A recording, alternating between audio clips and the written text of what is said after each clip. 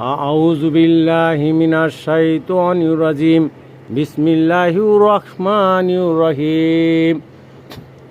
আল্লাহ পাক রব্বুল আলামিন কিয়ামত সম্পর্কে বর্ণনা করতে যায়, সেই দিনটা কেমন হবে, সেই দিন মানুষ কি করবে আর কতটুকু ভয়ের কারণ হইতে পারে, সেই সম্পর্কে আল্লাহ তাআলা কুরআনুল কারীমের 101 নং সূরা আল কারিয়া প্রথম আয়াতেই উনি বলেন আল কারিয়া, মহাবৃতিকর শব্দ, মহাপ্রচণ্ড শব্দ।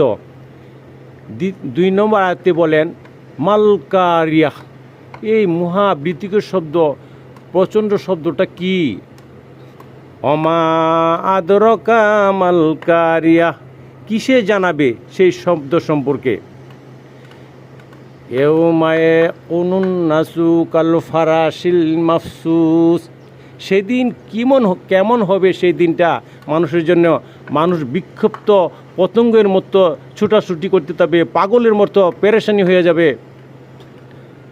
ওয়াতাকুনাল জিবালু কাল ইয়াহনিল মানফুস, আর পাহাড়গুলা তুলুর মতো উঠতে থাকবে।